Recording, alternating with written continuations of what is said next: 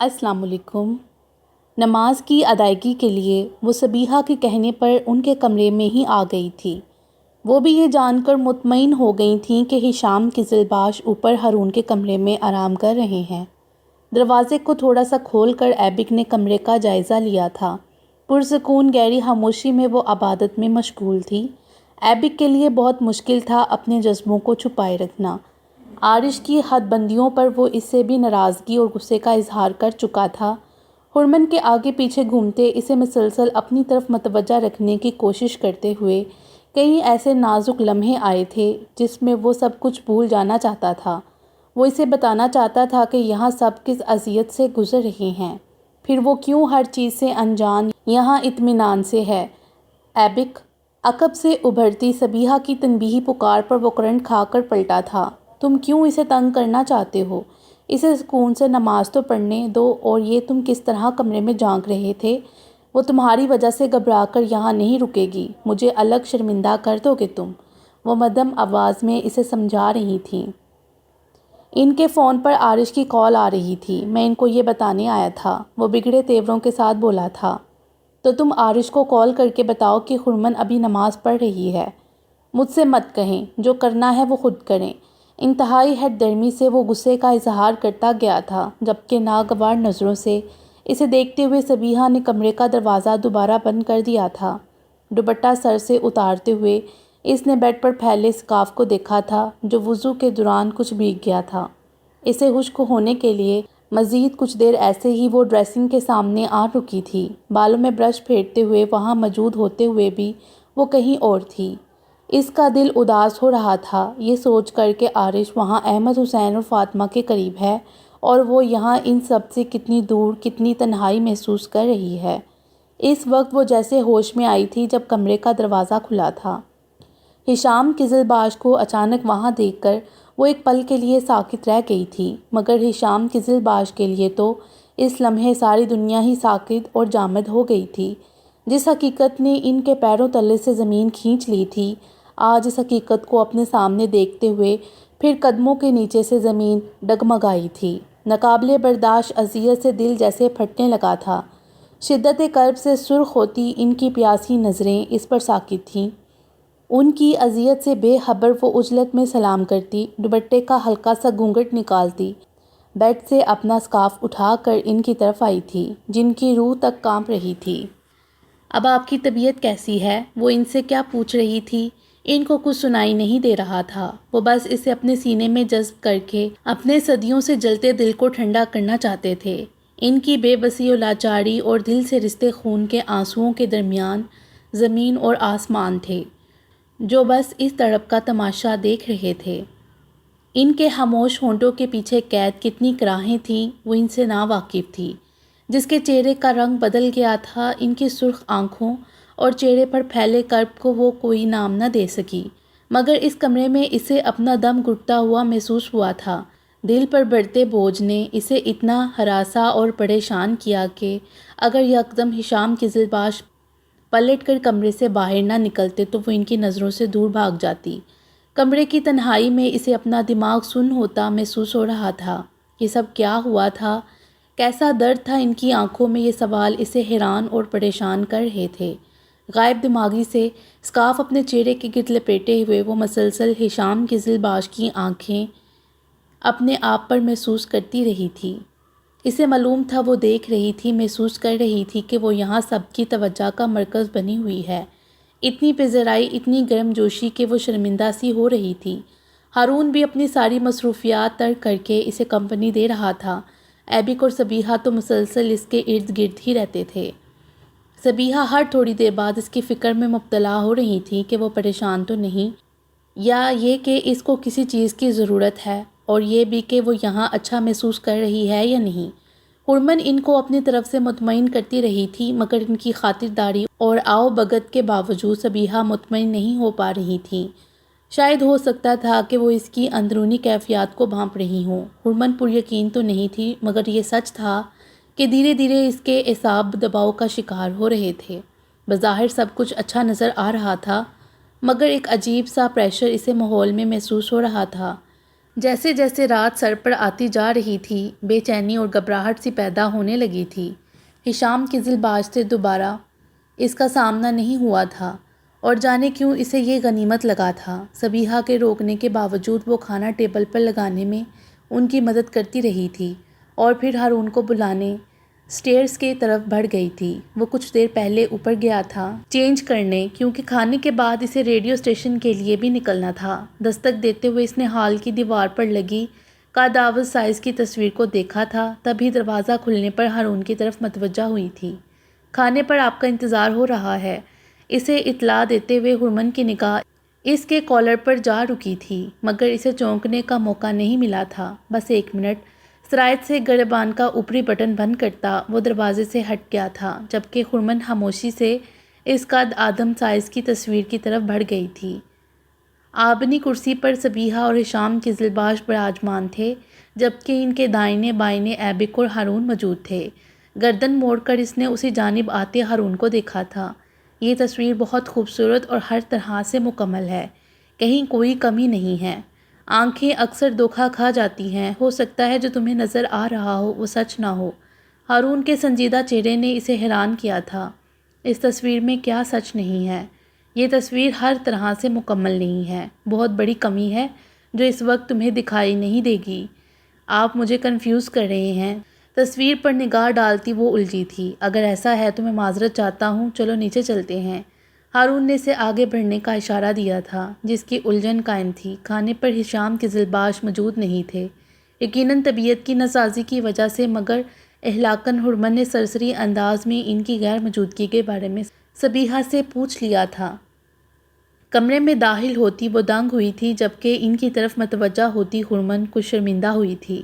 Abbey کے دوست چلے گئے، انہیلر بیگ میں ڈالتی وہ پوچھ رہی تھی، مگر یہ کیا تم یہ کب سے استعمال کر رہی ہو؟ اس کے قریب بیٹھتی وہ تشویش زدہ نظروں سے اس کے چہرے پر ابھرتی نکاہت کو دیکھ رہی تھیں۔ ہمیشہ سے ہی یہ میری ضرورت ہے، آپ پریشان نہ ہوں اور میں آپ کو پریشان نہیں دیکھنا چاہتی۔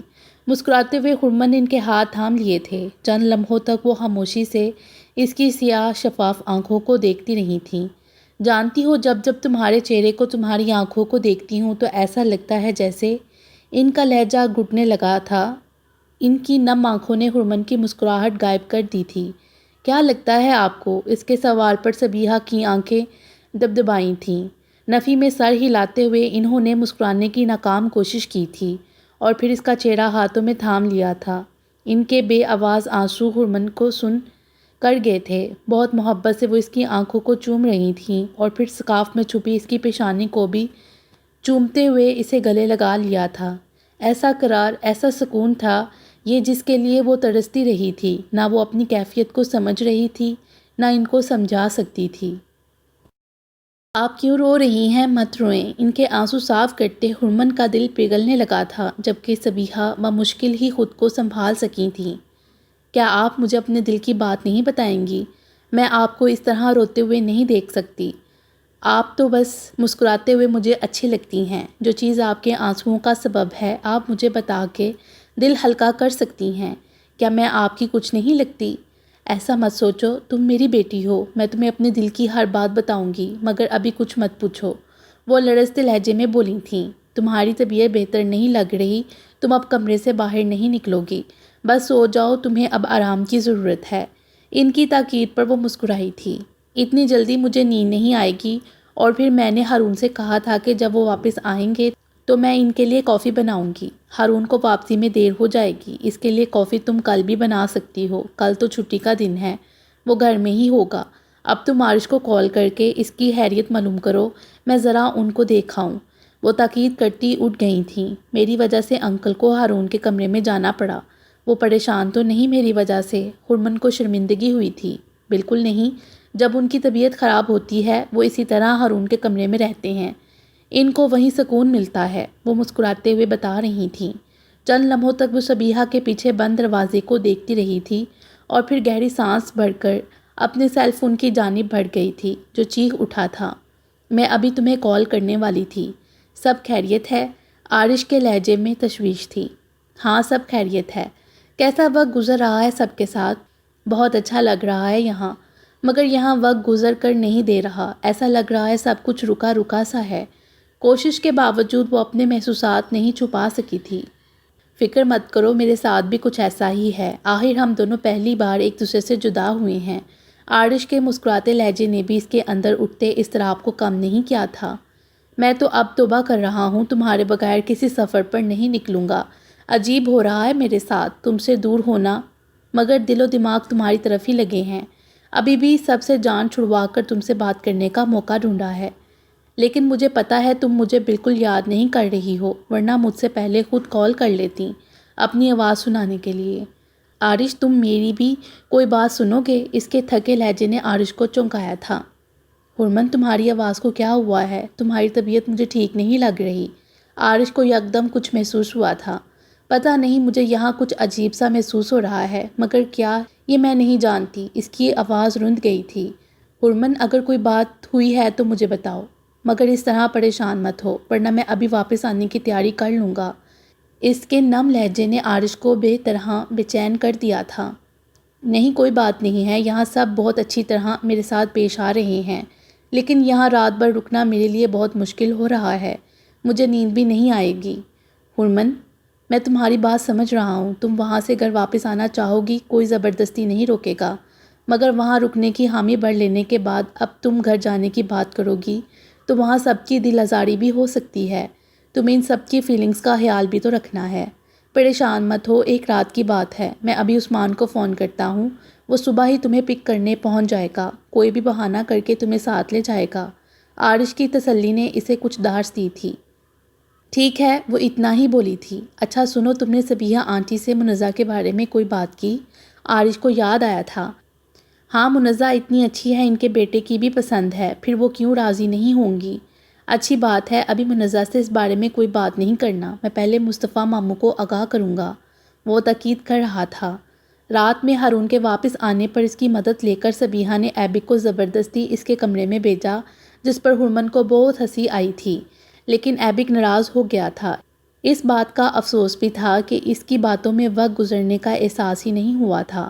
اب آپ بھی سو جائیں، میری باتوں سے آپ کی نیند بھی ڈسٹرب ہو گئی ہے۔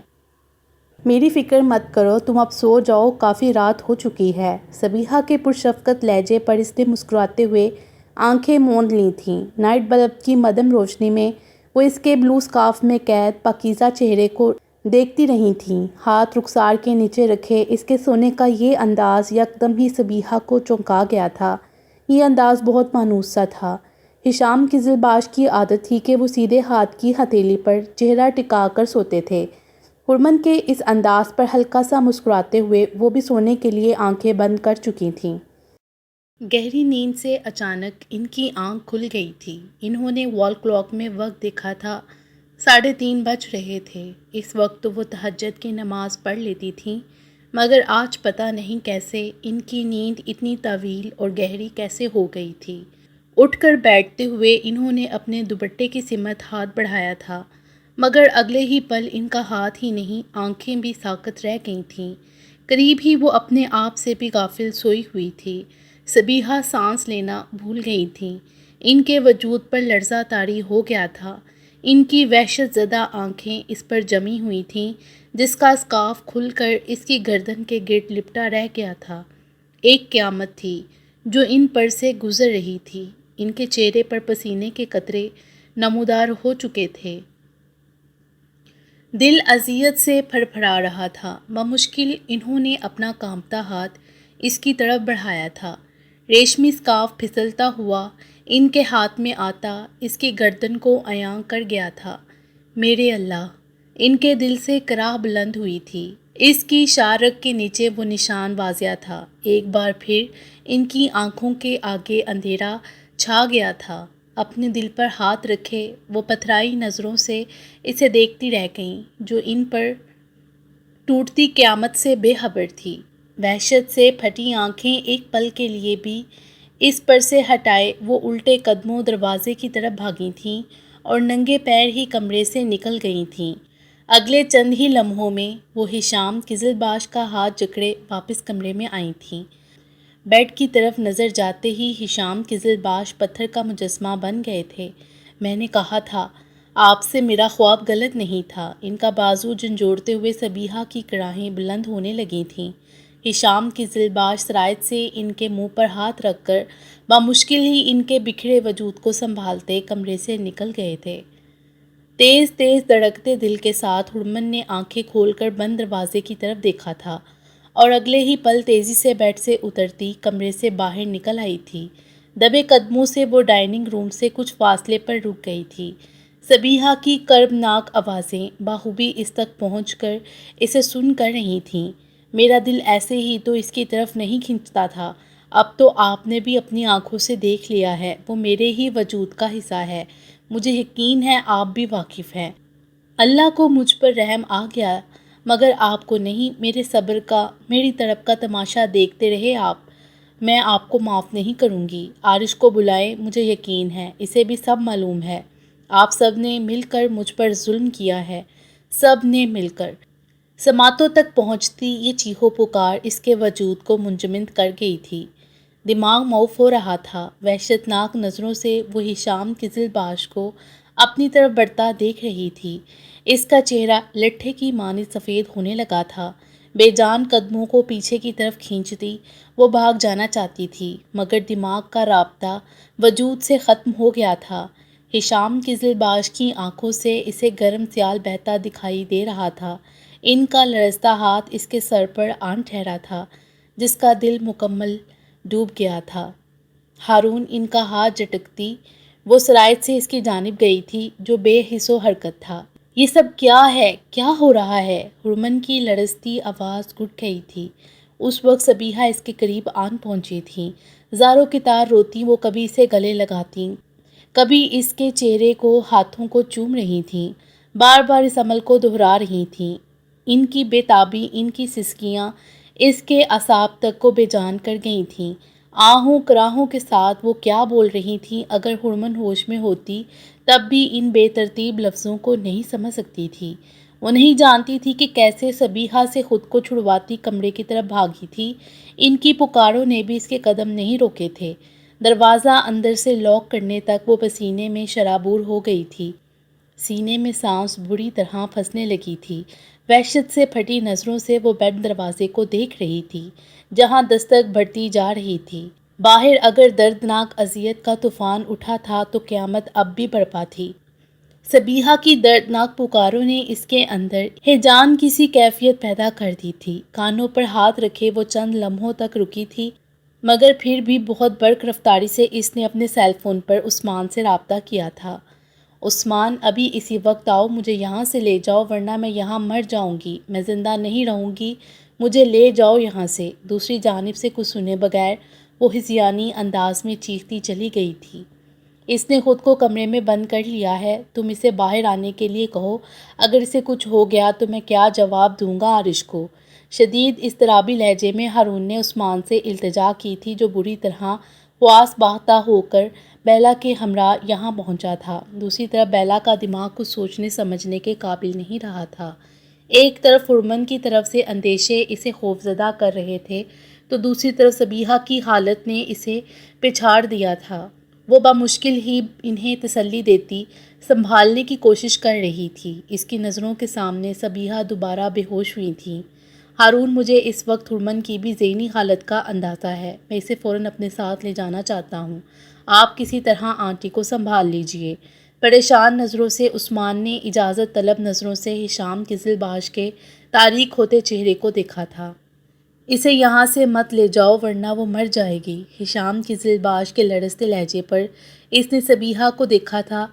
فرش پر بیٹھی بیلا نے ان کا سر اپنے شانے پر ٹکایا ہوا تھا۔ صبیحہ اس وقت بالکل نڈال تھی، ان کے لبوں پر صرف ہرمن کا ہی نام تھا۔ میں ہرمن کی خواہش پر یہاں آیا ہوں، وہ یہاں سے جانا چاہتی ہے، وہ یہاں کسی کی امانت ہے اور میں مجبور ہوں، عثمان کو کہنا پڑا۔ آپ ان کو یہاں سے نہیں لے جا سکتے، میں آپ کو ایسا نہیں کرنے دوں گا، آپ چلے جائیں یہاں سے۔ ایبک بپر کر چیخ اٹھا تھا۔ تم خاموش رہو۔ ہارون غصیلے انداز میں ایبک پر برسا تھا۔ عثمان، وہ جو چاہتی ہے تم ویسا ہی کرو، جاؤ اسے باہر آنے کے لیے کہو۔ تھکے تھکے لہجے میں ہارون نے اسے بند دروازے کی جانب جانے کا اشارہ دیا تھا۔ گھٹنوں سے سر اٹھا کر اسے دروازے کی سمت دیکھا تھا۔ عثمان کی پکار اسے سنائی دے رہی تھی۔ بامشکل پیروں پر اٹھتے ہوئے اسے کمرے کی ہر چیز آپس میں گڑمڑ ہوتی دکھائی دے رہی تھی۔ یہ کوئی خواب نہیں تھا، وہ جانتی تھی۔ یہ خواب ہے نہ حقیقت، یہ کوئی عذاب ہو سکتا ہے، دردناک عذاب، رشتوں سے اعتبار اٹھا دینے والا عذاب۔ اس کی آنکھوں سے سیلاب رواں ہو گیا تھا۔ دنگ نظروں سے عثمان نے اس کے چہرے کو دیکھا تھا، جو دروازہ کھلتے ہی پھوٹ پھوٹ کر روتی اس سے لپٹ گئی تھی۔ یہاں سے لے چلو مجھے، یہاں سے چلو، وہ چیخ رہی تھی۔ اس کے بعد عثمان کو ہر طرف سے آنکھیں بند کرنی پڑی تھیں۔ اپنے بازو میں چھپاتا وہ سرایت سے وہاں سے نکلا تھا۔ بیلا کی گرفت میں سبیحہ اس کو دیوانہ وار پکارتی پیچھے جا رہی تھی، مگر ہارون نے ان کو روک لیا تھا۔ ان کی چیخوں نے بیلا کے قدم بھی روک لیے تھے جو عثمان کے پیچھے جا رہی تھی۔ آپ جائیے، میں ان کو سنبھال لوں گا۔ ہارون کے کہنے پر وہ بمشکل اپنے آنسو روکتی آگے بڑھی تھی۔ اسے واپس یہیں آنا ہے، وہ ہم سے دور نہیں گئی ہے۔ ہشام قزلباش ان کو سنبھالنے کی پوری کوشش کر رہے تھے جو بکھری جا رہی تھیں۔ ہارون کو باری توک اپنی گردن میں پڑتا محسوس ہو رہا تھا۔ ہاردار وزنی آہنی زنجیریں اس کی گردن کو جکڑتی جا رہی تھیں۔ ماضی کے تاریک سائے عافیت بن کر اسے نگلنے کے لیے اپنا حصار تنگ کرتے جا رہے تھے۔ Flashback. اد کھلے دروازے کے قریب رک کر اس نے اندر جھانکا تھا۔ ڈریسنگ کے سامنے بیٹھی عورت اس کے دل میں اپنی نفرت بڑھا گئی تھی۔ اس کمرے کی ہر چیز پر اس کی ماں کا حق تھا، جس پر اب اس عورت نے قبضہ جما لیا تھا۔ وہ اس عورت کو اپنے گھر میں برداشت نہیں کر سکتا تھا۔ اس کی ماں کی جگہ کوئی نہیں لے سکتا۔ وہ چیخ کر اپنے باپ کو بتانا چاہتا تھا، جو اس عورت کو اس کے سر پر منڈ چکے تھے۔ اس کی رگوں میں ابال اٹھنے لگا تھا جب وہ عورت چونک کر اس کی طرف متوجہ ہوئی تھی۔ تم وہاں کیوں رکے ہو؟ یہاں آؤ میرے پاس۔ مہربان مسکراہٹ چہرے پر سجائے وہ اسے اپنے پاس بلا رہی تھیں، جو شدید ناگوار نظروں سے ان کو گھورتا اپنی جگہ سے ہلا بھی نہیں تھا۔ اس کی ڈٹائی پر وہ خود آگے بڑھ آئی تھیں۔ گھٹنوں کے بل اس کے سامنے بیٹھتے ہوئے انہوں نے اس کا معصوم چہرہ اپنے ہاتھوں میں تھاما تھا۔ تم مجھ سے دور دور کیوں رہتے ہو؟ ماما سے نہیں بھاگتے، ماما سے پیار کرتے ہیں اور باتیں کرتے ہیں۔ آپ میری ماما نہیں ہیں۔ ان کے ہاتھ جھٹکتا وہ چیخا تھا اور پلٹ کر وہاں سے بھاگ گیا تھا۔ جبکہ سبیحہ کچھ غم زدہ سی ہو گئی تھیں۔ وہ جتنی محبت اس کے لیے رکھتی تھیں، اس کے قریب ہونے کی کوشش کرتی تھیں، وہ اتنا ہی ان سے نفرت اور کراہت کا اظہار کرتا دور بھاگتا تھا۔ سبیحہ جانتی تھیں کہ اس کا معصوم ذہن آہستہ آہستہ ہی ان کو ان کے منصب کے ساتھ قبول کرے گا، لہٰذا وہ صبر کے ساتھ اس کے رویے کو برداشت کرتی تھیں، مگر اسے شفقت اور محبت کا اظہار کرتے رہنے سے خود کو روک نہیں پاتی تھیں۔ ایسے میں اس کا بگڑنا لازمی ہو جاتا تھا۔ آنے والے ہر دن کے ساتھ یہ سب معمول کا حصہ بنتا جا رہا تھا۔ میں تو بس اسے اسکول جانے کے لیے تیار ہونے میں مدد کرنے کی کوشش کر رہی تھی، ان کی طرف بڑھتے ہوئے سبیحہ شدید پریشانی بلکہ رونے والی کیفیت میں بتا رہی تھیں۔ ہنی، یہ کیا بدتمیزی ہے؟ کس قسم کی حرکتیں کرنے لگے ہو تم؟ ہشام نے اس کا بازو پکڑ کر اسے سامنے کیا تھا، جو بیڈ شیٹ کو جنونی انداز میں کھینچ رہا تھا۔ سوری کہو ماما سے ابھی اسی وقت۔ میں نہیں کہوں گا، وہ روتے ہوئے چیخا تھا۔ یہ میری ماما نہیں ہیں۔ بکواس مت کرو ورنہ میں تھپڑ ماروں گا تمہیں۔ ہشام بری طرح بیٹے پر برہم ہوئے تھے۔ اس طرح غصہ نہ کریں، ناسمجھ بچہ ہے۔ سبیحہ دہل اٹھی تھیں۔ پہلے ہی یہ رو رو کر حال سے بے حال ہو چکا ہے۔ مجھے خیال رکھنا چاہیے تھا، غلطی میری ہے، تمہاری کوئی غلطی نہیں ہے۔ یہ دن بدن خود سر ہوتا جا رہا ہے، میری نرمی نے اسے بگاڑ رکھا ہے۔ غصیلی نظروں سے وہ اسے دیکھ رہے تھے، جس کا چہرہ آنسوؤں سے تر تھا۔ ہشام قزلباش ایک بچے کی ذہنی، جذباتی اور نفسیاتی دباؤ سے بہت اچھی طرح آگاہ تھے، اس لیے پہلے سے ہی زیادہ اس پر مہربان رہتے تھے۔ سبیحہ کے ساتھ اس کے بگڑے رویے کو بھی نظر انداز کر جایا کرتے تھے، مگر کبھی کبھی وہ ان کو بہت زیادہ زج کر دیتا تھا۔ سبیحہ کی طرف سے ان کو کوئی کھٹکا نہیں تھا، مگر ایسا نہیں ہوتا تو وہ کبھی سبیحہ کو دوسری بیوی اور اپنے بچوں کی دوسری ماں کے روپ میں یہاں نہ لاتے۔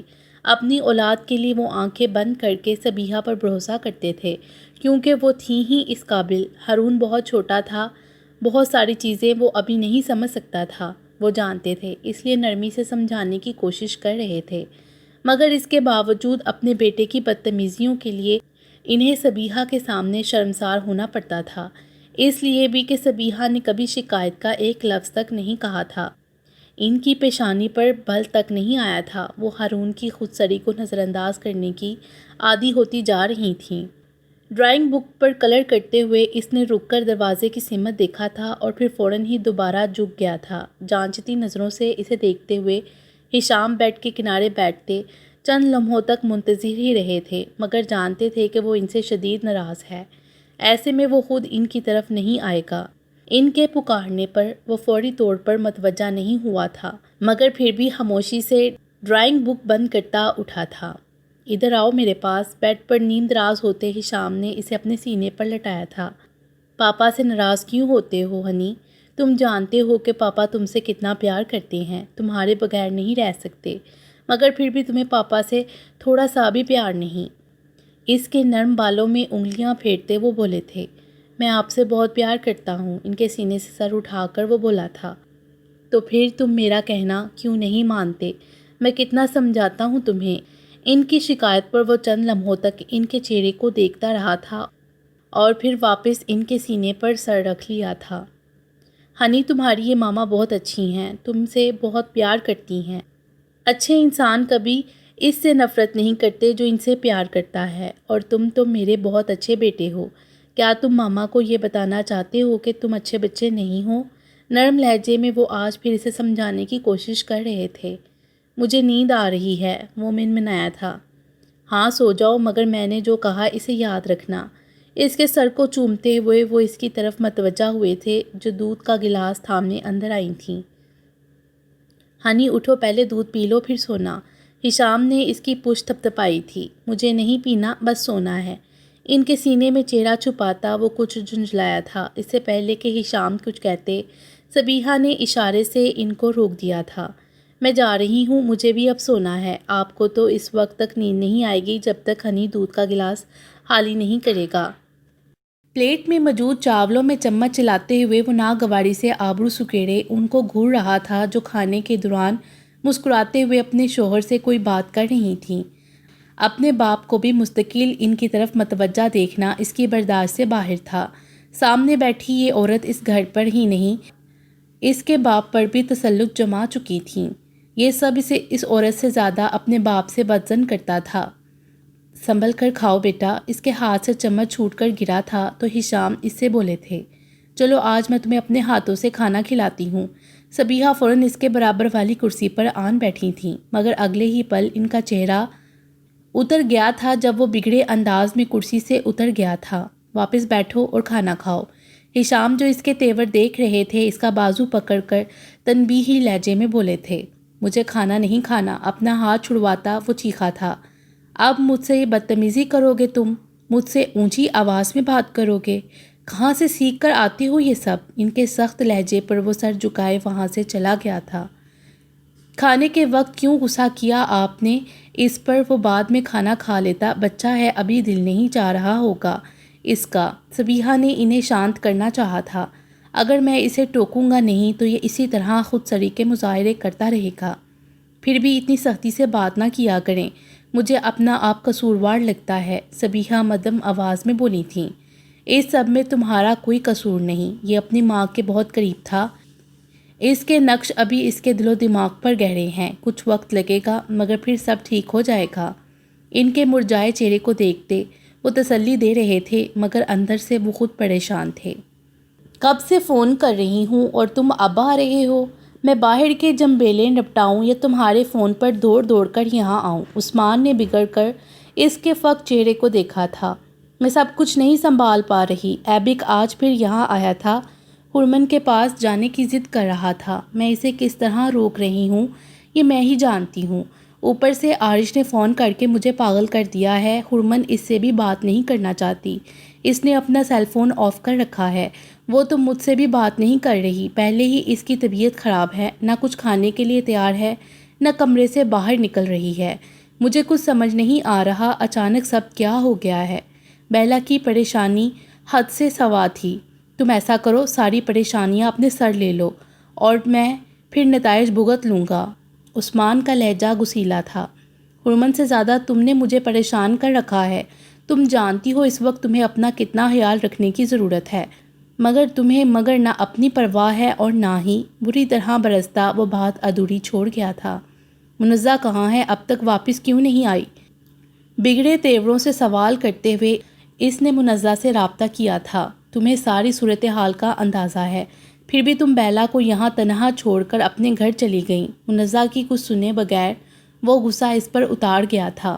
میں کچھ دیر پہلے ہی گھر آئی تھی، بھائی کا انتظار کر رہی تھی، ان کے ساتھ ہی تو وہاں آؤں گی، ورنہ پھر تم مجھے لینے آ جاؤ۔ دماغ خراب ہے کیا تمہارا؟ میرے پاس اپنی بیوی کی خیر خبر لینے کی فرصت نہیں ہے، تمہاری ذمہ داریاں بھی مجھے ہی پوری کرنی ہیں، تو ایک نکاح تم بھی پڑھوا لو مجھ سے۔ وہ بڑکا تھا۔ میں بس 15 منٹ میں وہاں پہنچ رہی ہوں، تم اپنے کام نپٹاؤ۔ اس کے اشتعال پر منزہ ہول کر بولتی رابطہ منقطع کر گئی تھی۔ تمہارا دماغ تو واقعی ٹھکانے پر نہیں ہے، جو منہ میں آتا ہے بولتے چلے گئے۔ تمہیں منزہ پر اس طرح بھڑکنے کا کوئی حق نہیں ہے۔ غصیلی نظروں سے بیلا نے اسے دیکھا تھا۔ شام کو عارش یہاں پہنچے گا، تب ہی میرا دماغ ٹھکانے پر آئے گا، ابھی میرے منہ کوئی نہ لگے، وہ بگڑ کر بولا تھا۔ اور جا کر اسے کہو اگر مرنے کا ارادہ کر لیا ہے تو اپنے شوہر کا انتظار کر لے، مجھے سولی پر لٹکانے کا انتظام نہ کرے۔ عثمان کے غصے کا رخ اب حرمن کی طرف ہو گیا تھا، جس کی خاموشی اور کمرے میں بند رہنے کی ضد نے سب سے زیادہ اسے زج کر رکھا تھا۔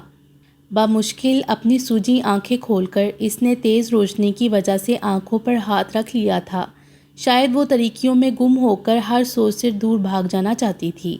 روشنی تو جیسے عذاب بن گئی تھی، جو ہر سچ کو عیاں کر رہی تھی، اور ان چہروں کو بھی جن کو وہ کبھی دیکھنا نہیں چاہتی تھی۔ جب وہ خواہش، وہ تڑپ اس نے اپنی زندگی سے مٹا ڈالی تھی، تو پھر اب یہ سب کیوں؟ اس کے اندر ایک بار پھر طوفان اٹھنے لگے تھے۔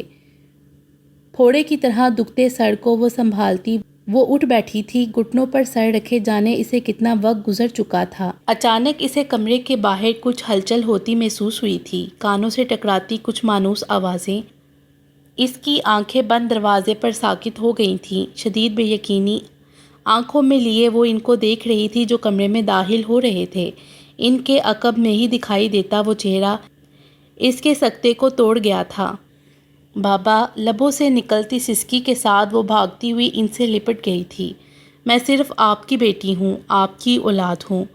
بلک بلک کر روتی وہ یہی الفاظ دہرا رہی تھی۔ احمد حسین اور فاطمہ اسے سنبھالنے کی کوشش میں آپ دیدہ ہو رہے تھے۔ دروازے پر کھڑا عارش اسے ساکت نظروں سے ٹوٹتا بکھرتا دیکھ رہا تھا۔ یہاں پہنچنے سے پہلے ہی عارش اس کی کیفیت سے باخبر تھا، مگر اس کی بلند ہوتی کراہیں اور چیخیں اسے شدید دھچکے سے دوچار کر رہی تھیں۔ حرمن کا یہ شدید رد عمل اس کے دماغ کو معاف کر رہا تھا۔ Flash back. اس کا ہاتھ پکڑے ہشام کمرے میں داخل ہوئے تھے، جو مجبوراً باپ کے ہمراہ ان کی سمت جا رہا تھا، جو اسے دیکھتے ہی اٹھ بیٹھی تھی، مگر وہ بہت کمزور اور زرد دکھائی دے رہی تھیں۔ تمہاری ماما تمہارے لیے بہت پیارا گفٹ لائی ہیں، تم اسے دیکھو گے؟ ہشام اس سے پوچھ رہے تھے، جسے صبیحہ نے اپنے قریب کر لیا تھا۔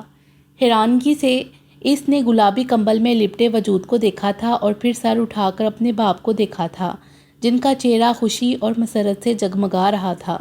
دیکھو یہ کتنی پیاری گڑیا ہے، ہشام بولے تھے، جبکہ وہ بس پلکیں جھپکاتا گڑیا کی بند آنکھوں اور ننھے سے چہرے کو دیکھے جا رہا تھا۔ دیکھو اس کی گردن پر بھی ویسا ہی نشان ہے جیسا پاپا کے پاس ہے اور ہنی کے پاس بھی ہے، مگر اس کے پاس ایسے 2 نشان ہیں۔ انہوں نے اس کی شہادت کی انگلی سوئی ہوئی گڑیا کی پیشانی پر ہلکے سے لگائی تھی، مگر وہ کسی بھی دلچسپی کے بغیر سر جھکا کے سپاٹ چہرے کے ساتھ بیٹھا رہا تھا۔ صبیحہ، اس کا چہرہ تو بالکل ہنی جیسا ہے۔ ہاں، اس کا سب کچھ ہنی جیسا ہے، یہ اس کے لیے تو آئی ہے۔ شوہر کی تائید میں بولتے ہوئے انہوں نے اس کے سر کو چوم لیا تھا، جو وہاں سے بھاگ جانا چاہتا تھا۔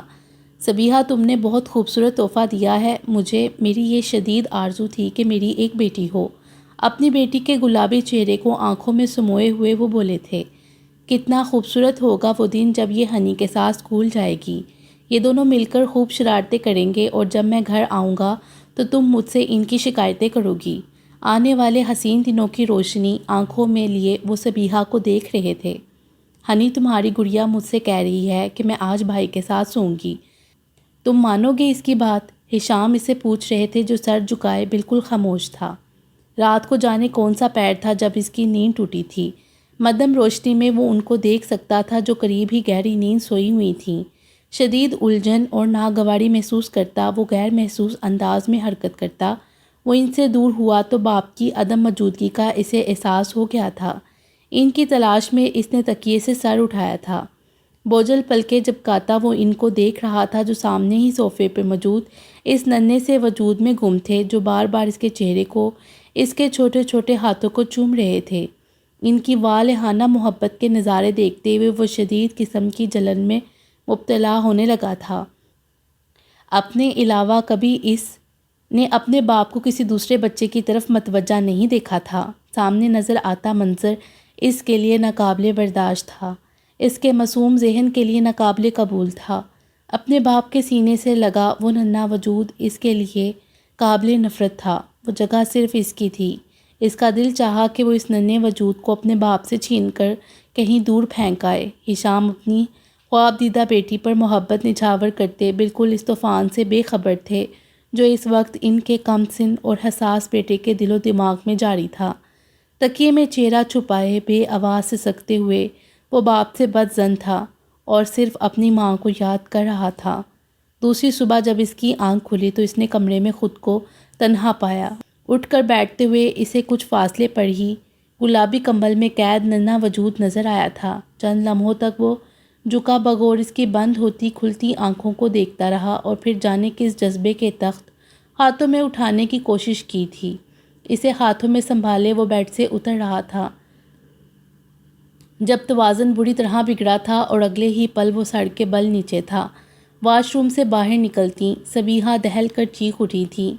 دوسری طرف برق رفتاری سے کمرے میں داخل ہوتے ہشام نے تیزی سے منہ کے بل گری ہوئی بچی کو اٹھایا تھا اور اس کے ساتھ ہی ان کا بھاری تھپڑ اس کے چہرے سے ٹکرایا تھا جو دوبارہ کارپیٹ پر گر گیا تھا۔ جب تمہیں پتہ ہے کہ تم اس کو نہیں سنبھال سکتے تو کیوں اسے اٹھایا تم نے؟ شدید تحش میں وہ اس پر برسے تھے جو گال پر ہاتھ رکھے ساکت نظروں سے انہیں دیکھ رہا تھا۔ ہشام اب بری طرح اپنی بیٹی کے لیے پریشان تھے جو کانپتی مہین آواز میں روتی سرخ ہوتی جا رہی تھی۔ وہ بمشکل ابھی 4 دن کی تو ہوئی تھی۔ شکر تھا کہ نیچے نرم و دبریز کارپیٹ تھا، مگر اتنی بے دردی سے گرنے کے بعد اب کسی طرح اس کا رونا بند نہیں ہو رہا تھا۔ صبیحہ مسلسل بچی کو بہلانے کی کوشش کر رہی تھی مگر ہشام کا دل اپنی بچی کی تکلیف پر بند ہو رہا تھا۔ وہ اسی وقت بچی کا چیک اپ کروانے ہسپتال روانہ ہو گئے تھے۔ اسے کوئی چوٹ نہیں آئی تھی، وہ بس ڈر گئی تھی۔ چیک اپ کے بعد ڈاکٹر نے ان کو تسلی امیز جواب دیا تھا مگر ہشام جب ہی مطمئن ہوئے جب بچی کا رونا بند ہوا تھا۔ بہرحال اپنی پریشانی میں وہ اسے نہیں بھولے تھے جس کے ساتھ وہ آج جارحانہ سلوک کرنے پر مجبور ہو گئے تھے۔ آپ کو اس پر ہاتھ نہیں اٹھانا چاہیے تھا، بچوں سے ایسی غلطیاں سرزد ہو جاتی ہیں، اس نے جان بوجھ کر ایسا نہیں کیا تھا۔ صبیحہ شدید تعصب سے ان سے مخاطب تھیں اور وہ تشویش زدہ نظروں سے اسے دیکھ رہے تھے جو بخار میں تپتا اس وقت سو رہا تھا۔ آپ نے اسی لیے اسے مارا کہ اگر اس کی غلطی پر آپ اسے کچھ نہ کہتے تو مجھے آپ سے شکایت ہوتی۔ کھوجتی نظروں سے صبیحہ نے ان کو دیکھا تھا۔ نہیں، ایسی کوئی بات نہیں، میرے غصے کا اظہار کرنا ایک فطری رد عمل تھا۔ کبھی کبھی تو مجھے لگتا ہے آپ اپنے رویے سے مجھے احساس دلاتے ہیں کہ میں ہنی کی سگی ماں نہیں ہوں۔ آج اس پر ہاتھ اٹھا کر آپ نے یہ ثابت کر دیا ہے۔ صبیحہ تعصب سے ہی بولی تھیں۔ ایسا مت سوچو، جو ہوا وہ غصے میں ہوا، چوٹ اسے بھی لگ سکتی تھی۔ مجھے اس کی کیفیت کا اندازہ ہے، اولاد ہے، میں جانتا ہوں سب کچھ قبول کرنے میں کافی وقت درکار ہے مگر تھوڑی بہت سختی تو ضروری ہے۔ یہ صرف آپ کی اولاد نہیں، میں بھی اس پر حق رکھتی ہوں۔ آئندہ میں کبھی یہ برداشت نہیں کروں گی کہ آپ میرے معصوم بیٹے کے ساتھ اتنی سختی سے پیش آئیں، ورنہ آپ کی سختی اسے میرے قریب نہیں آنے دے گی۔ صبیحہ ناراضگی سے بولی تھیں۔ ایسا اب نہیں ہوگا، تم فکر مت کرو، آئندہ احتیاط کروں گا۔ بیٹے کے سر پر ہاتھ پھیرتے وہ بجھے لہجے میں بولے تھے۔ اب آپ زیادہ پریشان نہ ہوں، دعاؤں کے اثر سے صبح تک اس کا بخار بالکل اتر جائے گا۔ صبیحہ اب ان کو تسلی دے رہی تھیں۔ اس بات سے بے خبر کہ آنے والے دن کا سورج ان کے لیے قیامتیں لے کر طلوع ہونے والا ہے۔ دوپہر جب گرم اور خاموش تھی، دبے قدموں وہ کمرے میں داخل ہوا تھا۔ بیڈ پر صبیحہ دوسری طرف کروٹ لیے سو رہی تھیں۔ ان کے قریب وہ بھی کمبل میں لیٹی سو رہی تھی، جس سے وہ شدید جلن اور نفرت میں مبتلا تھا۔ کل اتفاق سے جو نرم جذبہ اس کے دل میں بیدار ہوا تھا، اس کے باپ کے تھپڑ نے اس جذبے کو ضد اور غم و غصے میں بدل ڈالا تھا۔ احتیاط اور بغیر کسی آہٹ کے اس نے سفید کمبل میں لپٹے اس کے پھولوں جیسے وجود کو ہاتھوں میں بھرا تھا اور اسی احتیاط کے ساتھ وہ بیڈ سے اترا تھا۔ وہ جانتا تھا کہ اسے کیا کرنا ہے۔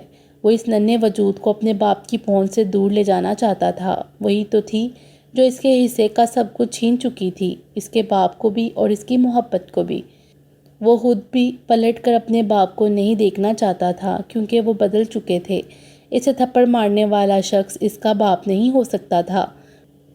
وہ ان کے لیے بھی طیش اور نفرت کا جوار باٹا اپنے دل میں ابلتا ہوا محسوس کر رہا تھا۔ کمرے سے نکلتے ہوئے اس نے پلٹ کر ان کو بھی نہیں دیکھا تھا، اس حقیقت سے قطعی انجان کہ اب زندگی میں دوبارہ کبھی پرسکون نیند ان کو نصیب نہیں ہوگی۔ شاور لے کر وہ کمرے میں واپس آیا تھا تو فاطمہ نہیں تھی۔ دھیرے دھیرے قدم بڑھاتا وہ بیڈ کی جانب آیا تھا، جہاں وہ ارد گرد سے غافل تھی۔ اس کی ہلدی کی طرح زرد چہرے نے عارش کے اضطراب کو پھر بیدار کر دیا تھا۔ بیڈ کے کنارے بیٹھتے ہوئے اس نے دھیرے سے خرمن کا ہاتھ تھام لیا تھا۔ جس طرح وہ اسے ٹوٹتا بکھرتا دیکھ چکا تھا، اس کے بعد وہ خود نہیں سمجھ پا رہا تھا کہ سب ٹھیک ہوا ہے یا غلط۔ سچائی اسے گھن کی طرح چاٹ گئی تھی۔ کس قدر کمزور اور نڈال ہو چکی تھی وہ، اس نے غیر محسوس انداز میں اس کا ہاتھ اپنے لبوں سے لگا لیا تھا۔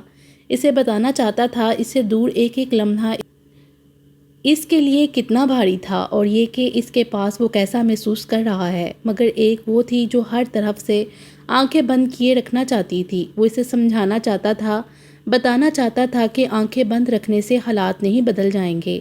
اللہ کی طرف سے جو اعزاز اسے مل رہا ہے، وہ اسے کیوں قبول نہ کر کے اپنے آپ پر ظلم کرنا چاہتی ہے۔ لیکن اب وہ رسک لینے کے قابل نہیں تھا۔ خرمن کی ذہنی حالت اور بگڑی صحت اسے کسی ناقابل تلافی نقصان سے دوچار کر سکتی تھی، جسے سہنے کی ہمت وہ خود بھی نہیں کر سکتا تھا۔ یہاں حالات اس کی توقع سے زیادہ بگڑ چکے تھے، اور ان حالات کو احمد حسین بھی 2-4 دن میں نہیں سنبھال سکتے تھے۔ سفر کی تھکن تو احمد حسین بھی بھول گئے تھے، مگر جانتا تھا کہ احمد حسین اور فاطمہ بھی اس کی طرح شدید اعصابی تناؤ کا شکار ہیں۔ لاؤنج میں بیٹھے احمد حسین نے بغور اس کے پریشان تاثرات کو دیکھا تھا، جو سامنے ہی صوفے پر بیٹھ رہا تھا۔ فاطمہ کے ساتھ بیٹھتی بیلا نے باری باری سب کے خاموش چہروں کو دیکھا تھا اور پھر سر جھکا لیا تھا۔ عارش، ابھی کچھ وقت لگے گا، تم دیکھ رہے ہو کہ ابھی یہ موقع نہیں ہے ایسی کوئی بات کرنے کا جسے خرمن سہ نہیں سکے گی۔ اس کی کوئی غلطی نہیں ہے۔ جو حقیقت آج کوئی معنی نہیں رکھتی، اس حقیقت میں وہ خود کو اس قدر قید کر چکی ہے، اب اس قید سے رہائی اس کی برداشت سے باہر ہے۔ آنکھیں جب تاریکی کی عادی ہو جائیں تو اچانک اس تاریکی میں مداخلت کرنے والی روشنی کی ہلکی سی کرن بھی بنائی پر بھاری پڑ جاتی ہے، اتنی کہ آنکھیں بند کرنی پڑ جاتی ہیں، اس وقت تک جب تک آنکھیں روشنی کی تاب لانے کے قابل نہ ہو جائیں۔ احمد حسین کی مدھم آواز نے خاموشی کو توڑا تھا۔ میں سب سے پہلے ان عظیم انسانوں سے ملنا چاہوں گا کہ جن کے دم سے میری بیٹی اس دنیا میں سانس لے رہی ہے۔ اور یکدم رک کر انہوں نے فاطمہ کو دیکھا تھا، جبکہ بیلا کو بھی فاطمہ کے آنسوؤں نے پریشان کر دیا تھا۔ عارش سرائط سے ان کے قریب گیا تھا۔ فاطمہ، میں تمہیں سمجھا چکا ہوں کہ اپنی زبان اور اپنے عمل سے ایسا کچھ ثابت نہ کرنا جو اللہ کو تم سے ناراض کر دے۔ احمد حسین کے سخت لہجے میں تنبیہ عیاں تھی۔ میں ایسا کبھی نہیں چاہوں گی، مگر میں اپنے آنسوؤں پر اختیار نہیں رکھ سکتی، فاطمہ بامشکل بول سکی تھیں۔ تمہارے آنسو بھی کافی ہیں ہمارے اعمال کو خاک کرنے کے لیے۔ تم زبان سے کچھ نہ کہو، مگر اللہ کیسے انجان رہ سکتا ہے ان شکایتوں سے جو تمہارے دل میں پنپ رہی ہیں۔ اللہ جانتا ہے کہ میں اس کی رضا میں راضی ہوں۔ اللہ کے فیصلوں میں میری بیٹی کے لیے بھلائی اور خوشی چھپی ہے، مگر اللہ یہ بھی جانتا ہے کہ میں ایک ماں بھی ہوں۔ فاطمہ کے لہجے میں درد ہی درد چھپا تھا۔ مامی، جب آپ کو معلوم ہے اللہ نے آپ کو ماں کا درجہ عطا کر دیا تھا تو یہ بھی یقین رکھیں کہ دنیا کی کوئی طاقت بھی آپ کا درجہ نہیں چھین سکتی۔ آپ اور ماموں جان ہرمن پر جو حق رکھتے ہیں وہ حق کسی اور کے پاس نہیں۔ اللہ نے آپ کو جو مقام اور حق دیا ہے اس کے چھن جانے کا خوف اپنے دل سے نکال دیں۔ ان کے آنسو صاف کرتے ہوئے عارش نے قطعی لہجے میں کہا تھا۔ تبھی کال بیل کی آواز پر بیلا نے اٹھنا چاہا تھا، جب عارش اسے روکتا خود لاؤنج سے نکل گیا تھا۔ عثمان روزانہ اسی وقت ریڈیو اسٹیشن سے واپس آتا ہے؟ احمد حسین نے بیلا سے پوچھا تھا۔ جی اکثر اتنا وقت ہو جاتا ہے، بیلا نے کہا تھا۔ اسی وقت عارش اور عثمان وہاں آ گئے تھے۔ یہاں سب ٹھیک ہیں؟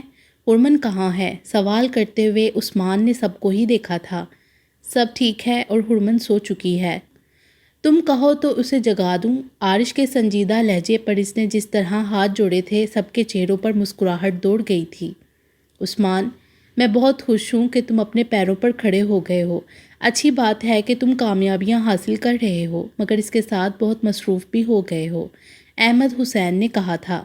میری مصروفیات بڑھانے میں آپ کے برخوردار کا بھی ہاتھ ہے، عثمان نے مسکراتی نظر عارش پر ڈالی تھی۔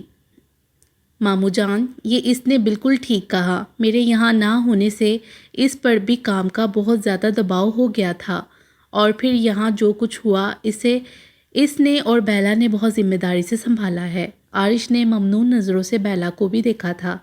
میں بھی بیلا اور عثمان کی وجہ سے تم دونوں کی طرف سے بہت مطمئن تھی وہاں، فاطمہ بولی تھیں۔ کافی ٹائم ہو گیا ہے فاطمہ، کھانا لگاؤ، عثمان بھی تھکا ہوا آیا ہے، اسے بھی آرام کرنا ہوگا، ہم اسی کے انتظار میں تھے۔ اب سب ساتھ کھانا کھاتے ہیں، آپ بیٹھے، میں کھانا گرم کرنے جا رہی ہوں۔ فاطمہ کو روک کر بیلا اٹھی تھی۔ میں کچن میں آؤں مدد کے لیے؟ عثمان نے پیچھے سے آواز لگائی تھی۔ اللہ نہیں، تم پھر کوئی برتن توڑ دو گے، کچن کی طرف جاتی بیلا دہل کر منع کر گئی تھی۔ عثمان، ابھی موقع نہیں ہے، مگر مجھے تم سے بات کرنی ہے، اور تم جانتے ہو کہ مجھے کس بارے میں بات کرنی ہے۔ احمد حسین کے سنجیدہ لہجے نے اس کے تاثرات کو بھی سنجیدہ کر دیا تھا۔ چور نظروں سے اپنی طرف دیکھتے عارش کو وہ کچھ نہیں بول سکا تھا۔ ویسے وہ ذہنی طور پر تیار تھا کہ موقع ملتے ہی احمد حسین اس سے باز پرس ضرور کریں گے کہ اس بارے میں جو ان کی غیر موجودگی میں رونما ہو چکا ہے۔ وہ سب کچھ جانتے تو ہیں، پھر اب اس بارے میں کیا بات کریں گے تم سے؟ گھر میں داخل ہوتے ہی بیلا اسے پوچھ رہی تھی، جو اس کے پیچھے ہی آتا گیٹ بند کر رہا تھا۔ میں تم سے کچھ پوچھ رہی ہوں۔ اس کی خاموشی پر بیلا رکی تھی۔ ظاہر ہے جو غلط ہوا ہے اسی بارے میں بات کریں گے۔ اس کی طرف آتا وہ سنجیدگی سے بولا تھا۔ کیا غلط ہوا ہے؟ مجھے بتانا پسند کرو گے؟ بیلا کے تاثرات بکھرے تھے۔ تم جانتی ہو؟ نہیں، میں کچھ نہیں جانتی، تم مجھے ابھی بتاؤ۔ بیلا کے تیز لہجے پر اس نے گہری سانس لی تھی۔ نہ میں اس وقت کچھ بتانا چاہتا ہوں، نہ کچھ سننے سمجھنے کے موڈ میں ہوں۔ تمہیں بس اب بحث کرنی ہے، اور میں اس وقت سکون سے سونا چاہتا ہوں۔ تنبیہی نظروں سے دیکھتا وہ آگے بڑھ رہا تھا جب بیلا نے ایک جھٹکے سے اس کا بازو پکڑ کر اسے تھام کر روکا تھا۔ مجھے جواب چاہیے، کیوں نہیں کہہ دیتے کہ میرا تمہارا گھر میں ہونا ہی غلط ہے، میری وجہ سے تمہاری اور سب کی زندگی میں غلط ہوا ہے؟ کیوں نہیں پھینک دیتے مجھے اپنے گھر سے اور اپنی زندگی سے باہر؟ اس کے بھڑکنے پر عثمان کا چہرہ تپ اٹھا تھا۔ غلط یہ ہے کہ میرا باپ میری آواز تک سننا نہیں چاہتا، غلط یہ ہے کہ تم اپنے بھائی کی شکل تک دیکھنا نہیں چاہتی۔ یہ سب میری نظروں میں تمہاری نظروں میں غلط نہ ہو، مگر کسی بھی تیسرے انسان کی نظر میں یہ غلط ہے۔ تمہارے چیخنے چلانے سے یہ غلط درست نہیں ہو سکتا۔ عثمان کی آواز اب اس سے بھی زیادہ بلند تھی۔ اور میں آخری بار تمہیں سمجھا رہا ہوں، اس گھر سے نکلنے کی بات کر کے مجھے دوبارہ جانور بننے پر مجبور نہ کرنا۔ انتہائی سخت لہجے میں اسے فون کرتا وہ رکا نہیں تھا، جارحانہ قدموں سے کمرے کی سمت بڑھا تھا۔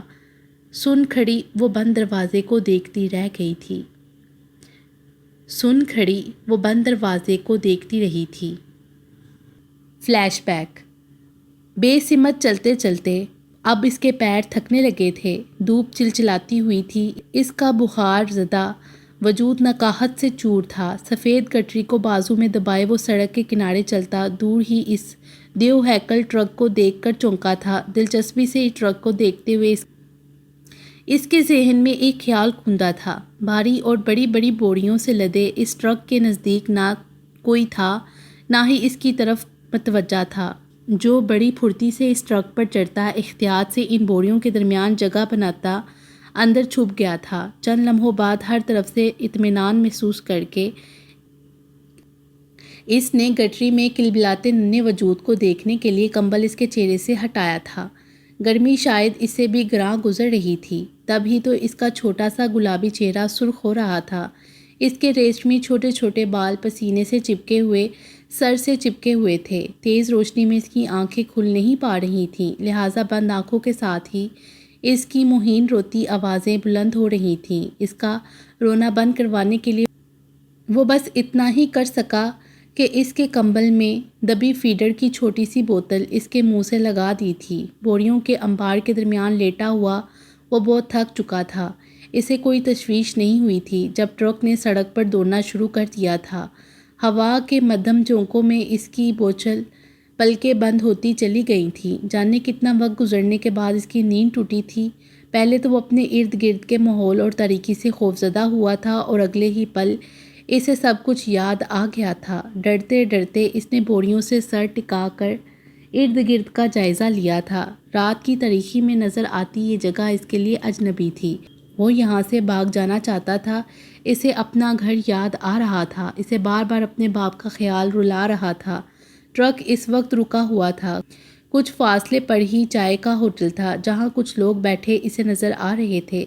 اس کا دل خوف سے لرز رہا تھا۔ سفید گٹری سینے میں دبائے وہ ٹرک سے اتر آیا تھا۔ ٹرک کا یہ عقبی حصہ بہت تاریک جگہ پر تھا جہاں اسٹریٹ لائٹ پہنچ نہیں سکتی تھی، اس لیے وہ کسی کی نظروں میں نہیں آ سکا تھا۔ سڑک پر آتی جاتی گاڑیوں کی تعداد سے لگ رہا تھا کہ رات بہت زیادہ بیت چکی ہے۔ خوف میں گرا وہ یہی سوچ رہا تھا کہ وہ اسی راستے سے پر واپس چلتا چلتا اپنے گھر تک پہنچ جائے گا، اور یہ اس کی معصومیت ہی تو تھی کہ وہ یہ بھول گیا تھا کہ دوپہر سے ٹرک اب تک ایک جگہ نہیں کھڑا رہا تھا۔ یہ وہ جگہ ہرگز نہیں تھی جہاں سے وہ ٹرک میں چڑھا تھا۔ سڑک کے کنارے تیز چلتے ہوئے اس کی ہراساں آنکھیں ہر طرف گھوم رہی تھیں۔ وہ داڑیں مار مار کر رونا چاہتا ہی تھا کہ خوف سے اس کی سسکیاں حلق میں بند ہو گئی تھیں۔ کچھ ہی فاصلے پر 2 پولیس کانسٹیبل دکھائی دیے تھے۔ خوف سے اس کی کھیکھی بن گئی۔ سڑک سے ہٹ کر اس نے ایک ذیلی سڑک کی سمت بھاگنا شروع کر دیا۔ سفید گٹری کو سینے سے لگائے وہ بس بھاگ رہا تھا۔ ہر سمت تاریکی تھی۔ کتوں کے بھونکنے کی کڑیا آوازیں اس کے خوف کو بڑھاتی جا رہی تھیں۔ بھوک پیاس سے نڈال ہوتے اس کے قدم بے جان ہو رہے تھے۔ اس کی رفتار کم ہوتی گئی تھی۔ وہ روتا جا رہا تھا، چلتا جا رہا تھا۔ اسی دوران اسے اپنے عقب میں کسی کے قدموں کی آوازیں سنائی دی تھیں۔ بری طرح دہشت میں مبتلا ہوتا وہ دوبارہ اندھا دھند بھاگ کھڑا ہوا تھا۔ وہ نہیں جانتا تھا کہ وہ کہاں آن پہنچا ہے۔ وہ ایک ٹوٹی ہوئی دیوار تھی جس کے عقب میں جاتے ہوئے اس کو بڑی شدید ٹھوکر لگی تھی۔ وہاں گپ اندھیرا تھا۔ منہ کے بل گرتا ہوا سفید گٹری اس کے ہاتھوں سے نکل گئی تھی۔ کچرے کی بو اور سڑانڈ نے اس کی سانسیں روک دی تھیں اور دہشت نے اس کے حواس گم کر دیے تھے۔ گرتا پڑتا وہ اپنے پیچھے آتی عفریت سے بچنے کے لیے ایک بار پھر اندھا دھند بھاگنا شروع کر چکا تھا۔ پتہ نہیں کہاں سے گزرتا وہ ایک سڑک پر پہنچا تھا۔ اس کے پیر شل تھے، ہاتھ خالی تھے، پسینے میں شرابور، ہوش و حواس سے بیگانہ۔ ہوش آیا تو اس نے خود کو اسی ٹرک کے قریب کھڑا پایا تھا۔ بوریوں کے درمیان دبتا وہ کانپ رہا تھا اس کے لیے جسے وہ جانے کہاں پیچھے کہیں گم کر آیا تھا۔ اس پر قیامت گزر رہی تھی جسے سہتا وہ غشی میں مبتلا ہو رہا تھا۔ اسے بس اتنا یاد رہا تھا کہ تاریک آسمان پر ادھورا چاند بھی اس کے ساتھ ہی انجان راستوں پر سفر کرنا شروع کر چکا ہے۔ غنودگی میں اسے کچھ آوازیں سنائی دے رہی تھیں۔ کوئی سخت ہاتھ اس کے چہرے کو تھپ تھپا رہا تھا۔ تیز روشنی میں وہ بمشکل آنکھیں کھول سکا تھا۔ اپنے ارد گرد سے دیکھنے کا موقع نہیں مل سکا تھا کیونکہ اسے پولیس کی وردی میں ایک کرخت چہرہ دکھائی دے رہا تھا۔ وہ اسے کیا پوچھ رہا تھا اسے کچھ سنائی نہیں دے رہا تھا۔ اس نے شدید خوف سے اپنی آنکھیں بھینچ لی تھیں۔ قیامت تو کہیں اور بھی ٹوٹی تھی۔ شہر کی ایسی کون سی جگہ تھی جہاں وہ اپنے بچوں کی تلاش میں مارے مارے نہ پھرے ہوں۔ اخبارات میں گمشدگی کے اشتہارات تک دے ڈالے، مگر کہیں سے بھی کوئی امید نہیں جاگی تھی۔ چین سکون لٹ چکا تھا اور ان کی دنیا لٹ چکی تھی۔ اولاد جیسی پونجی ان کے ہاتھ سے نکل کر انہیں مفلس کر چکی تھی۔ اپنے پھول جیسے بچوں کی تلاش میں وہ سر پٹکتے رہے۔ وہ نہیں جانتے تھے کہ وہ اب تک زندہ کیسے ہیں۔ ان کو نہ اپنا ہوش رہا تھا نہ دنیا کا۔ وہ تو صبیحہ کی طرف سے بھی غافل تھے، جو اپنی غفلت پر دیواروں سے سر ٹکراتی ماتم کر رہی تھی۔ دن رات روتے روتے ان کے آنسو خشک ہو چکے تھے۔ وہ پتھر کی مورت بن کر رہ گئی تھیں۔ ان کے لیے اس دنیا سے سب کچھ ختم ہو چکا تھا۔ پولیس کی نرمی، سختی اور خوف سے بالآخر اس کے خلق میں قید آہیں کراہیں آزاد ہو گئی تھیں۔ اسے اپنے باپ کا نام بتانا پڑا تھا۔ ایک 10 سال کے بچے کو اپنے بارے میں جتنی معلومات ہو سکتی تھیں وہ سب اس نے پولیس انسپکٹر کے گوش گزار کر دی تھیں۔ پولیس اسٹیشن سے اسے کن لوگوں کی کسٹڈی میں دیا گیا وہ نہیں جانتا تھا۔ وہ تو یہ بھی نہیں جانتا تھا کہ وہ کس جگہ آن پہنچا ہے۔ یہاں بہت سارے بچے تھے جو اس کی طرح گھر سے بھاگے ہوئے تھے یا بے سہارا اور لاوارث تھے، مگر وہ جانتا تھا وہ ان سب میں نہیں ہے۔ یہ اس کی دنیا نہیں ہے۔ یہاں وہ کسی سے بات نہیں کرتا تھا۔ دوسرے بچے اسے ہر وقت روتا دیکھ کر اس کا مذاق اڑاتے تھے، اسے تنگ کرتے تھے، اور وہ گھٹنوں میں سر دیے اپنے باپ کو یاد کرتا، اور اسے بھی جو وہ طریقوں کے حوالے کر آیا تھا۔ اس کے دل میں یہ خوف بھی تھا کہ اگر اس کے باپ نے اسے ڈھونڈ لیا تو وہ اس کے ساتھ کیا کریں گے؟ کیا وہ جواب دے گا اس کے بارے میں جسے وہ ان سے چھین چکا تھا؟ اسے یقین تھا کہ اس کا باپ اسے ڈھونڈ لے گا، اور چند ہی دنوں بعد اس کا یقین درست ثابت ہو گیا تھا۔ وہ لرز رہا تھا جب اس نے اپنی طرف آتے شخص کو دیکھا تھا۔ وہ گھٹی گھٹی آواز میں رو رہا تھا۔ دوسری جانب ہشام اسے ساکت نظروں سے دیکھتے گھٹنوں کے بل اس کے قریب بیٹھ گئے تھے۔ وہ اپنے بیٹے کو پہچان نہیں سکے تھے۔ وہ بالکل ہڈیوں کا ڈھانچہ بن چکا تھا۔ 15 دن گزرنے کے بعد یہاں آتے ہوئے ہشام کو بہت زیادہ امید نہیں تھی کہ وہ اپنے بیٹے کا چہرہ دیکھ سکیں گے، مگر اب وہ اسے دیکھ رہے تھے۔ ان کا دل کانپ رہا تھا، آنکھوں سے آنسو جاری ہو گئے تھے۔ وہ اسے اپنے سینے میں بینچ چکے تھے، جو بلند آواز میں رو رہا تھا۔ میں نے اسے کھو دیا پاپا، میں نے اسے کھو دیا۔ بلک بلک کر روتا وہ ایک ہی جملہ دہرا رہا تھا، اور پھر غم کی شدت سے اس کے بازو میں ہی بے ہوش ہو گیا تھا۔ وہ نہیں جانتے تھے کہ ان کو کس کڑی جرم کی سزا مل رہی ہے۔ وہ نہیں جانتے تھے کہ اس کی فریادیں کیوں آسمان تک نہیں پہنچ رہی ہیں۔ وہ نہیں جانتے تھے کہ اللہ نے ان کی آنکھیں تو انہیں لوٹا دی ہیں، مگر بینائی کیوں نہیں واپس مل رہی تھی۔ وہ ڈر چکے تھے، ٹوٹ چکے تھے۔ اب وہ صرف ایک ہی کام کر سکتے تھے، اور وہ تھا صبر۔ بیوی کے غم اور اجڑی کود کا ازالہ وہ نہیں کر سکتے تھے، مگر جو کر سکتے تھے وہ انہوں نے کیا تھا۔ بیوی کے سامنے ہاتھ جوڑے وہ پھوٹ پھوٹ کر روتے تھے، اور وہ بس پھڑ پھڑاتی نظروں سے انہیں دیکھتی رہتی تھیں۔ رات کا جانے کون سا پہر تھا۔ اس کی جلتی آنکھیں نیند سے محروم تھیں۔ وہ جانتا تھا کہ اس کے گھر سے کچھ فاصلے پر ایک ایسا گھر ہے جس کے مکین اس کے لیے تڑپ رہے ہوں گے، جو اپنے آپ سے بھی غافل تھی، اور وہ خود بھی کہاں پرسکون تھا ہرمن سے بات کیے بغیر۔ اس کی بے چینی کہاں ختم ہونے والی تھی۔ وہ اس قدر بے خبری کی نیند نہیں سوئی تھی۔ کئی بار اس نے چاہا کہ ہرمن کو زبردستی آنکھیں کھولنے پر مجبور کرے، اسے بتائے کہ وہ اس سے بات کرنا چاہتا ہے، جاننا چاہتا ہے کہ وہ کیا سوچ رہی ہے، مگر اسی کشمکش میں رات گزرتی جا رہی تھی، اور پھر اچانک اس نے ہرمن کو عجیب سے انداز میں اٹھتے دیکھا تھا۔ ہرمن، تم ٹھیک ہو؟ اس کا سرد ہاتھ پکڑتے ہوئے عارش نے کچھ تشویش سے اس کے اسپاٹ چہرے کو دیکھا تھا۔ مدھم سرخ روشنی میں وہ خالی خالی نظروں سے اسے دیکھ رہی تھی۔ میں اتنے دنوں بعد تمہارے پاس آیا ہوں، اور تم نے اب تک مجھ سے کوئی بات ہی نہیں کی۔ ہاتھ کی پشت دھیرے سے اس کے پسینے سے نم پیشانی اور رخسار کے گرد پھیلاتے ہوئے وہ ہلکے لہجے میں بولا تھا، میں اپنے ساتھ ماموں جان اور مامی کو صرف تمہارے لیے لے آیا تھا، مگر تم نے ان سے بھی بات نہیں کی۔ کہاں ہے وہ؟ کیا وہ مجھے چھوڑ گئے؟ اس کے لڑزتے لہجے نے عارش کو دنگ کیا تھا۔ وہ تمہیں کیوں چھوڑ کر جائیں گے؟ وہ دونوں یہیں ہیں، مجھے ان کے پاس جانا ہے۔ اس کے لہجے میں عجیب سا خوف تھا۔ ابھی نہیں ہرمن، وہ لوگ سفر کی تھکن اٹھا چکے ہیں، ان کو آرام سے سونے دو، تم صبح ان سے بات کرنا۔ نہ وہ کہیں جا رہے ہیں اور نہ تم۔ سمجھانے والے انداز میں وہ نرم لہجے میں بولا تھا۔ دوسری جانب وہ چند لمحوں تک بغیر پلکیں جھپکائے اسے دیکھتی رہی تھی۔ میں کتنی بری ہوں، تم اتنے دنوں بعد واپس آیا اور میں نے تمہاری خیریت کے بارے میں بھی نہیں پوچھا۔ تم مجھ سے ناراض تو نہیں ہو؟ اس کے چہرے کے گرد ہاتھ رکھے وہ جس طرح پوچھ رہی تھی، عارج کچھ بول نہیں سکا تھا۔ البتہ ہرمن کے لیے اس کی تشویش بڑھنے لگی تھی۔ اب کبھی مجھے یہاں تنہا چھوڑ کر نہیں جانا، تمہارے دور جانے سے سب کچھ غلط ہونے لگتا ہے۔ تمہیں احساس ہونا چاہیے میری حالت کا۔ میں امی اور بابا کو یہاں سے نہیں جانے دوں گی۔ سب کچھ پہلے جیسا ہو جائے گا، ہمیں کوئی الگ نہیں کر سکے گا، کوئی ہمارے درمیان نہیں آئے گا۔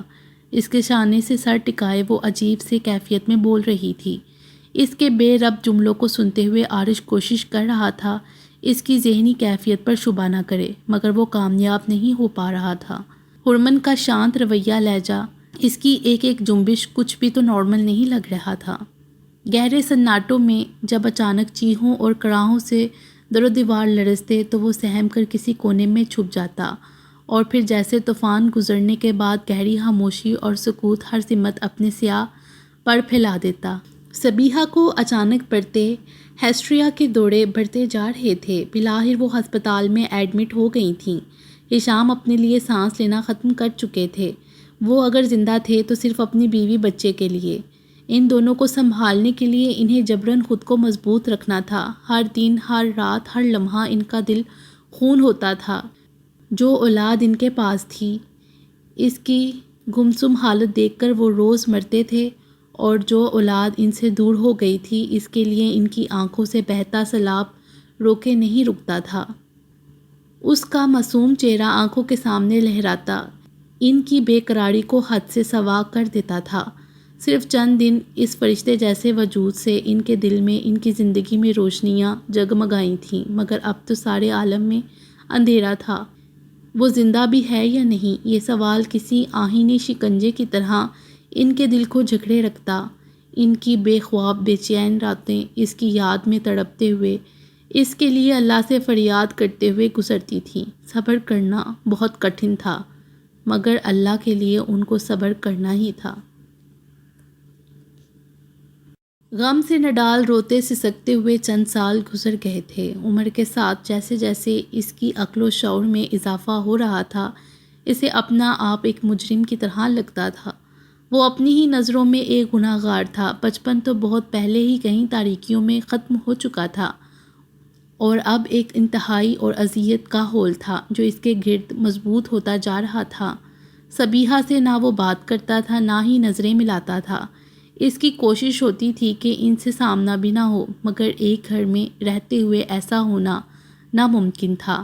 صبیحہ بھی براہ راست اسے مخاطب نہیں کرتی تھی، مگر وہ اس سے غافل نہیں تھی۔ گہری چپ کی چادر اوڑھے وہ اس کی اور اپنے شوہر کی ضرورتوں کا خیال رکھتی تھی۔ گھر کے ماحول میں ہمہ وقت سوگواری اور ویرانی چھائی رہتی تھی۔ دوسری جانب ہشام کی نظروں سے بھی بیٹے کی کم گوئی اور الگ تھلگ رہنے کی عادت چھپی نہیں تھی۔ اس کی دنیا اپنے کمرے کی حد تک ہی محدود تھی۔ اسکول سے آنے کے بعد وہ اپنے کمرے میں ہی بند رہتا تھا۔ کمپیوٹر اور کتابوں کے علاوہ اس کی کوئی مصروفیت نہیں تھی۔ وہ اپنے باپ سے بھی کھچا کھچا رہتا تھا۔ ایک عجیب سی جھجک اور تکلف کا پردہ باپ بیٹے کے درمیان آ چکا تھا، مگر ہشام یہی کوشش کرتے تھے کہ اس کے گریز کو کم کریں۔ وہ خود اس کے کمرے میں جا کر اس سے باتیں کرتے، اس کی اسٹڈی کے بارے میں سوالات کرتے۔ آفس سے آنے کے بعد وہ اسے وقت دیتے تھے، کیونکہ وہ اب بڑا ہو رہا تھا، اس عمر میں داخل ہو رہا تھا جس میں اسے باپ کی زیادہ ضرورت تھی۔ ان دنوں اس نے اپنا او لیول مکمل کیا تھا، جب گھر میں ایک عرصے بعد خوشی کی لہر دوڑی تھی۔ پہلی بار اس نے باپ کے چہرے پر ایک سچی مسکراہٹ دیکھی تھی۔ صبیحہ ایک بار پھر ماں بن گئی تھیں۔ اس بار اللہ نے اپنی نعمت سے نوازا تھا، ان کی سونی گود کو پھر سے شاد باد کیا تھا۔ گھر کی ویران فضا کچھ خوشگوار سی ہو گئی تھی، مگر اس تبدیلی نے اس پر کوئی اثر نہیں ڈالا تھا۔ اس نے کبھی گھر میں ہونے والے اس نئے اضافے کو دیکھنے کی جرأت نہیں کی تھی۔ جس دن صبیحہ ہسپتال سے گھر آئیں، وہ تب بھی اپنے کمرے میں محدود رہا تھا۔ اپنے بچے کو لے کر جب ہشام اس کے کمرے میں آئے تو وہ بالکل زرد ہو رہا تھا۔ جانے درد کا احساس تھا یا پچھتاوے کی اذیت کہ وہ اپنے آنسوؤں پر قابو نہیں رکھ سکا تھا۔ اسے سینے سے لگائے ہشام اسے کوئی دلاسا دینے کے قابل نہیں رہے تھے۔ مگر پھر بھی انہوں نے کبھی اسے مجبور نہیں کیا تھا کہ وہ ان کے بچے کی طرف متوجہ ہو۔ اس کے گریز، اس کے آنسوؤں کی وجہ وہ جانتے تھے۔ اس رات وہ سو نہیں سکا تھا۔ سفید کمبل میں لپٹا وہ ننھا وجود اور تاریخ بیانک رات اسے رلا رہی تھی۔ ننھے ایبک کی آمد نے صرف گھر کی ویرانی کو دور نہیں کیا تھا، بلکہ صبیحہ اور ہشام پر چھائے جمود کو بھی توڑ دیا تھا۔ ایبک نے گھٹنوں کے بل چلنا شروع کیا تو گھر میں ہلچل سی رہتی۔ صبیحہ کو گھر کے کام چھوڑ کر اس کے پیچھے ہلکان ہونا پڑتا تھا۔ ایبک کی طرف سے ہارون کی لا تعلقی کو وہ محسوس کرتی تھیں۔ کبھی اگر لاؤنج میں وہ ٹی وی دیکھنے کے لیے بیٹھتا تو ایبک مسلسل اسے اپنی طرف متوجہ کرنے کی کوشش کرتا۔ ایسے میں یا تو اسے بالکل ہی نظر انداز کرتا یا پھر اس کے سامنے سے ہی ہٹ جاتا۔ ایسا کبھی نہیں ہوا تھا کہ ہارون نے اس کے رونے پر اسے چپ کروانے کی کوشش کی ہو یا اسے کبھی گود میں اٹھایا ہو۔ ایبک کو گھر میں سارا دن ماں کے علاوہ ہارون ہی دکھائی دیتا تھا، وہ بھی تب جب وہ کسی وجہ سے کمرے سے باہر نکلتا تھا۔ اسی لیے وہ ہارون کے قریب جانے کی کوشش کرتا، مگر ہر بار ہارون کی بے روحی اس سے برداشت نہیں ہوتی تھی، اس لیے وہ رو کر چیخ کر اپنے غصے کا اظہار کرتا تھا۔ پیروں پر چلنے تک اس نے ہارون کے کمرے میں گھسنے کی مہارت حاصل کر لی تھی۔ ہر بار ہارون اس کا ہاتھ پکڑ کر باہر چھوڑ آتا تھا۔ وہ بھی ایک دن تھا جب ہارون نے اسے باہر کر کے دروازہ مکمل بند کر دیا تھا۔ ایبک نے چیخ چیخ کر گھر سر پر اٹھا لیا تھا۔ دروازے پر ہاتھ مارتا وہ اپنے ہی انداز میں احتجاج کر رہا تھا۔ کچن میں موجود صبیحہ کچھ دیر تک مزید برداشت کرتی رہی تھیں اور پھر ایبک تک پہنچی تھیں، اور پہلی بار انہوں نے بلند آواز میں ایبک پر برستے ہوئے 3-4 تماچے رسید کیے تھے اور اسے وہیں پٹک کر واپس کچن میں چلی گئی تھیں۔ کمرے سے باہر نکلتے ہوئے ہارون نے ایک نظر فرش پر پچھاڑے کھاتے ایبک کو دیکھا تھا اور لپک کر اسے اٹھاتے ہوئے اس کے تماچوں سے سرخ ہوتے گال کو بے اختیار چوم لیا تھا۔ کچن کی ونڈو سے صبیحہ نے دیکھا تھا کہ ایبک کو کندھے سے لگائے وہ اپنے کمرے میں واپس جا رہا تھا۔ اسی شام جب ہشام آفس سے واپس لوٹے تو ایک ناقابل یقین منظر انہیں دکھائی دیا تھا۔ صوفے پر نیم دراز ہارون کے سینے پر ایبک چڑھا ہوا تھا۔ ایبک کی کلکاریاں اور ہارون کے ہنسنے کی آوازوں نے ان کو دنگ کیا تھا۔ ایبک 1 سال کا ہونے والا تھا اور اس تمام عرصے میں انہوں نے پہلی بار اپنے بچوں کو اتنا قریب ہنستے کھلکھلاتے ہوئے دیکھا تھا۔ ان کے دل کو کچھ راحت سی اسی پل محسوس ہوئی تھی۔